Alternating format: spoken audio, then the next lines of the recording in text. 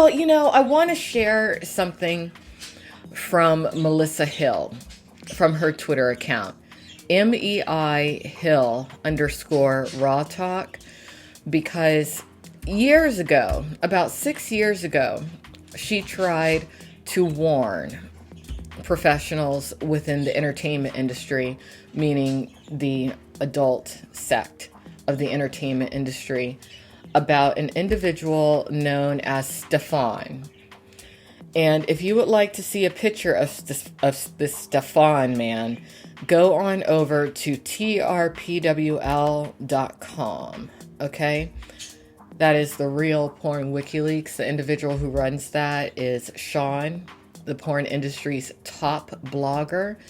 I need all of you to bounce on over there and take a look at Stefan, because what I'm about to read that Melissa shared is a bit disturbing, and I think it's important for anyone who may cross paths with this individual to know what Melissa has to say about it.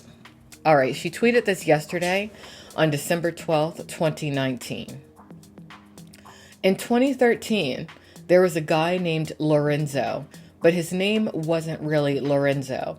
It turns out his name was Stefan Onzo, and he is a public figure. Stefan had been abusing women and sexually assaulting them.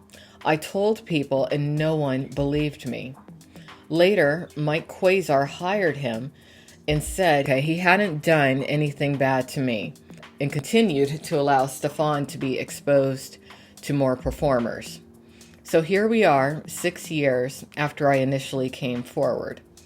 Whitney Wright, Stefan Onzo's ex, released this statement through Brian Scott Gross PR. And then she puts the statement. And then Melissa writes, "I'm sorry to all those women who Stefan abused." In 2013, Stefan, aka Lorenzo Mar, had infiltrated the industry when he posed as a director for an HBO documentary about women in the industry. He interviewed myself, Amber Lynn, Julia Ann, and Tracy Lords. I knew immediately it was odd because I'm not in the same category as the other three. He met me and later started dating a makeup artist also known as Melissa on that set. While Melissa was out of town, Stefan and Lorenzo housed models in his girlfriend's apartment without her knowledge. I informed her and she immediately returned home and shut it down. Needless to say, it was also determined that the documentary was fake and that Stefan was allegedly embezzling monies from a studio that was being run by Naughty America. During my career as an adult film actress, this industry would have immediately ousted anyone who had committed such crimes against all branches of the industry. But today's industry says, well, he hasn't done anything bad to me. Hashtag, this is why the industry shuts me down and blocks me. Thank you for sharing that, Miss Hill, of the Adult Industry Support Group, AI Support Group. If you're someone who listens to me, even though you're not supposed to, because I already warned you, if you ever talk about me and you're active in the industry, you're probably going to get in trouble and be blacklisted, because all those white privileged enabled pornographers, they hate me. Oh, they hate me.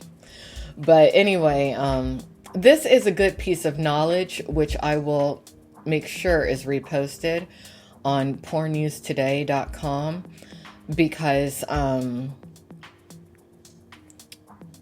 there's no need for anyone to work in that world and be that extreme of a predator and, for lack of better terms, pseudo gigolo, because that's kind of what this dude seems like to me, a little bit of a pseudo gigolo.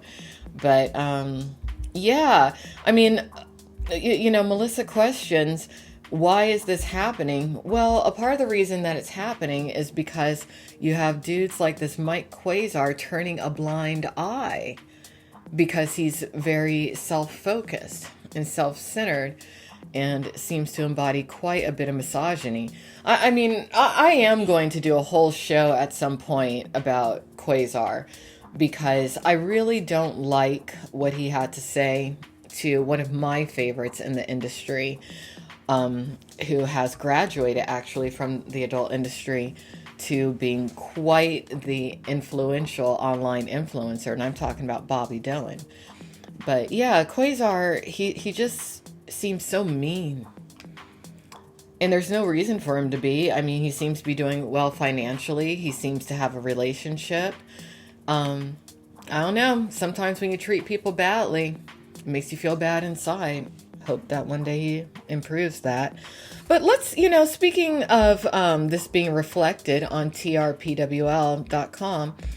let's see what else is going on over on trpwl.com, because really, if you want your adult entertainment industry daily news, that is where you need to be. And I'm sure a lot of you are like, oh my God, don't you hate Sean? A part of me does, yes. But a part of me is in love with him too. Two sides of the same coin. Love and hate. Which one's stronger? Hard to tell. But, he plays certain games with me. And I react. And that's just a little dance that we do.